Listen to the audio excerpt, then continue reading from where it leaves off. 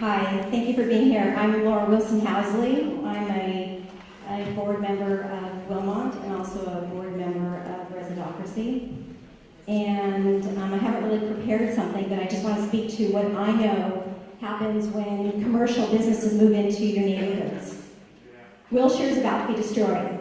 Wilmont is about to be destroyed. You have to hear that, people. If you live there, you need to know that what they're about to do with Tier 3 is going to invade your neighborhoods with commercial business, commercial traffic. I live in an R3 residential neighborhood and had an apartment building, which was a rent-controlled building for 20 years, converted into a hotel.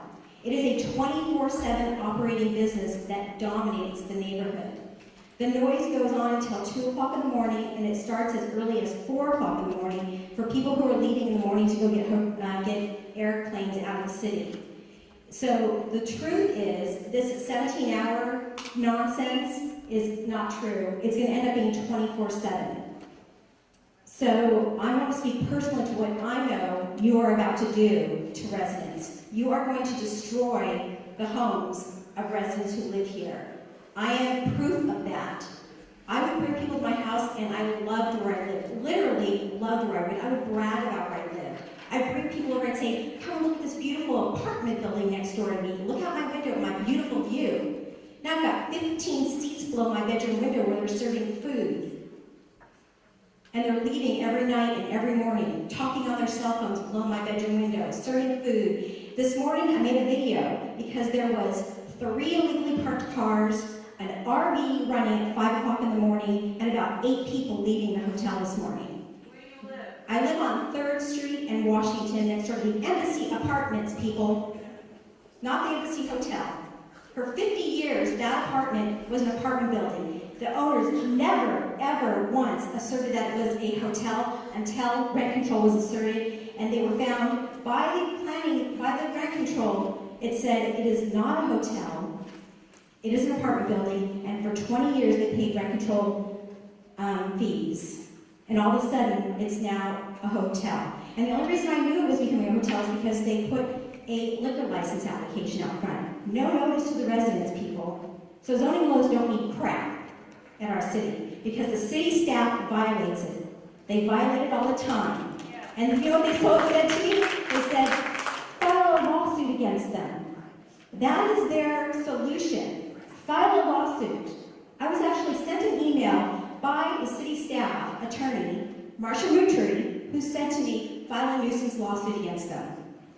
That is the solution. They know that residents can't afford to file lawsuits, so they leave it up to us to do it. And I'm going to tell you what's wrong with this city. What's wrong with this city is it's all about making money for pensions. That's the truth. And these 2 documents are a representation of that. These 2 documents are the findings of fact for a liquor license. The first one that was submitted to you says the glowing reviews of why Pally House should get a liquor license in the middle of my residential neighborhood. It took me 7 months of advocating on my behalf and my neighborhood's behalf to get 50 people to show up to a meeting to talk about why it shouldn't go in. So then they have to come up with a revised letter of why it shouldn't go in. There are 12 findings of fact in order to get a liquor license. They found all 12 were valid and they should get a liquor license. The new one that is revised after 7 months of fighting for it says every reason why it shouldn't have a liquor license. These 2 documents is everything that's wrong with our city. It's all about what's right for them. And if you could tie it into the zoning ordinance. And so the zoning ordinance and the LUs is basically ineffective no matter what you do, because the city's going to do exactly what they want. And I would just say, the things that you need to know that I would actually like to specifically say is, Wilshire should be no higher than Santa Monica Boulevard. There should be absolutely no activity centers. And Kevin McEwen showed up at one of our meetings. I'm a member of Wilmont, and emphatically said how the activity centers are off the table. Why are you talking about that? Angry and mean and awful to the people in our room, how activity centers are off the table, and just, it was ridiculous how mean he was about it. And then they're back on the table, so they should be gone. No Tier 3 at all on boulevards. Absolutely no Tier 3. No parcel consolidations. No upzoning of A-lots. Hello, you know what A-lots are? They're mysterious residential lots that are all of a sudden commercial. They don't belong in the residential neighborhoods. They're going to destroy every single home that is next to them. I promise you that. No changing the zoning on 1801 Wilshire. And yes, to water meters. Why are we not making them put in water meters? This is ridiculous.